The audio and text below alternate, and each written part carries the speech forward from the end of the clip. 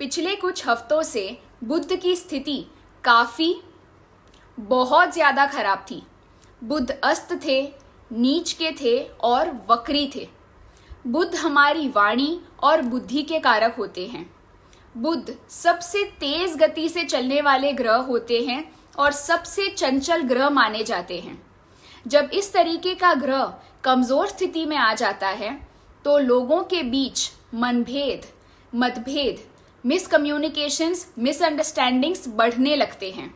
क्या हो रहा है ये ठीक से समझ नहीं आता है, आप सही निर्णय नहीं ले पाते हैं और अगर आप किसी काम की शुरुआत जोश में आकर कर भी देते हैं तो उसे पूरा नहीं कर पाते हैं, क्योंकि कहीं ना कहीं आपके फोकस और कंसंट्रेशन में कमी आ जाती है, जिसके चलते आपका ध्यान भटक जाता है और चीजें रुकी रुकी सी महसूस होती हैं। जैसे मान लीजिए कि आप नौकरी बदलना चाहते हैं तो उसके लिए आप एप्लीकेशन तो दे देते हैं, लेकिन या तो आपको इंटरव्यू कॉल नहीं आता है और अगर इंटरव्यू का कॉल आ गया तो सिलेक्शन नहीं हो पाता है। अगर सिलेक्शन हो गया तो आपको सैलरी आपके मन मुताबिक नहीं मिलेगी या फिर डेजिग्नेशन आपके मन मुताबिक नहीं मिलेगा, तो ऐसे आपका काम कहीं ना कहीं जाकर अटक जाता है। तो उस समय में ऐसा हो जाता है कि आपको ऑप्शंस ही नहीं मिलते हैं और अगर मिलते भी हैं तो ऐसे ऑप्शंस मिलते हैं कि उनमें से चुनना मुश्किल हो जाता है। लेकिन आज से ऐसा नहीं होगा। जो गाड़ी अब तक रुकी हुई थी वो अब धीरे धीरे करके चलना शुरू होगी और फिर एकदम से रफ्तार पकड़ेगी, क्योंकि बुद्ध की स्थिति आज से बेहतर होने लगेगी, क्योंकि आज से बुद्ध मार्गी हो जाएंगे मीन राशि में। अब क्योंकि वो मीन राशि में ही है इसीलिए वो नीच के तो रहेंगे, लेकिन अब बुद्ध ना ही अस्त हैं और ना ही वक्री, जिसके चलते आपके सभी रुके हुए काम भी बनने लगेंगे। इसके चलते शेयर मार्केट में भी अच्छा खासा उछाल आने की संभावना है, लेकिन बहक मत जाइएगा, क्योंकि ये जो बुध और राहु का कॉम्बिनेशन बना हुआ है उसके चलते शेयर मार्केट में ऊपर नीचे काफी बार होगा, काफी ज्यादा वोलेटाइल समय रहेगा, लेकिन फिलहाल परिस्थिति अच्छी दिखाई दे रही है। इस समय में सिल्वर के भाव में बढ़ोतरी देखने को मिलेगी, साथ ही टेक्नोलॉजी, बैंकिंग और ऑटोमोबाइल के क्षेत्र में अच्छा खासा ग्रोथ देखने को मिलेगा।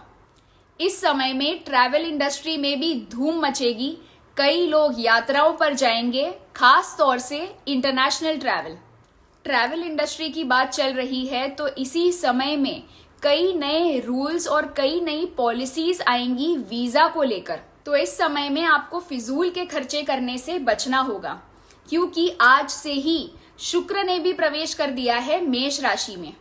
मेष राशि पावर को दर्शाती है और शुक्र एक मायावी ग्रह है। तो अगर आप समाज में अपने आप को पावरफुल दिखाना चाहते हैं, अपना वर्चस्व साबित करना चाहते हैं, तो आपको लगेगा कि पैसे का दिखावा करना जरूरी है। तो ये शोबाजी के चलते आपके काफी ज्यादा पैसे खर्च हो जाएंगे, तो ध्यान रखिएगा। और अपने निजी जीवन में भी अगर आप शादी के लिए रिश्ता देख रहे हैं या फिर आप इन्वेस्टमेंट के लिए किसी के साथ बात कर रहे हैं, तो जो जैसा दिखता है वैसा हमेशा होता नहीं है, इस बात को ध्यान में रखिएगा। अच्छे से जांच पड़ताल करवाने के बाद ही आगे बढ़िएगा। ये समय अच्छा है अगर आप अपने रिश्ते किसी के साथ बेहतर करना चाहते हैं तो, क्योंकि इस समय में मिसकम्युनिकेशन या मिसअंडरस्टैंडिंग्स उतनी नहीं होगी। हाँ, लेकिन अगर हुई तो इसके जिम्मेदार आप होंगे।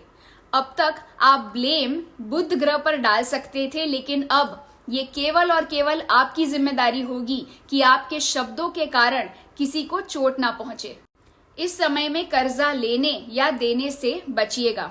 अगर कोई व्यक्ति आकर आपको अपनी दुख भरी कहानी सुनाता है जिसके चलते आप पैसे देने के लिए मजबूर हो जाते हैं, तो आप वो पैसा वापस आएगा ये उम्मीद मत रखिएगा, क्योंकि इस समय में धोखाधड़ी जरूर होगी। इसीलिए अच्छे से जांच पड़ताल करने के बाद ही किसी व्यक्ति को पैसा दीजिएगा और पैसा लेने से भी बचिएगा, क्योंकि इस समय में अगर आप पैसा लेते हैं तो उसे वापस चुकता करना थोड़ा सा मुश्किल हो जाएगा। इसीलिए अपने पैर उतने ही फैलाइएगा जितनी आपकी चादर है। अपने शौक पूरे करने के लिए ज्यादा पैसे उधार लेने की कोशिश मत करिएगा। इस समय में कई लोग नौकरियां भी बदलेंगे, कई लोगों का लोकेशन ट्रांसफर भी हो सकता है। उम्मीद करती हूँ आपको इस वीडियो द्वारा अच्छी खासी जानकारी प्राप्त हुई होगी। ऐसे अन्य वीडियोस के लिए मेरे साथ जुड़े रहिए। तब तक अपना ख्याल रखिए और मुस्कुराते रहिए। वीडियो देखने के लिए बहुत बहुत धन्यवाद।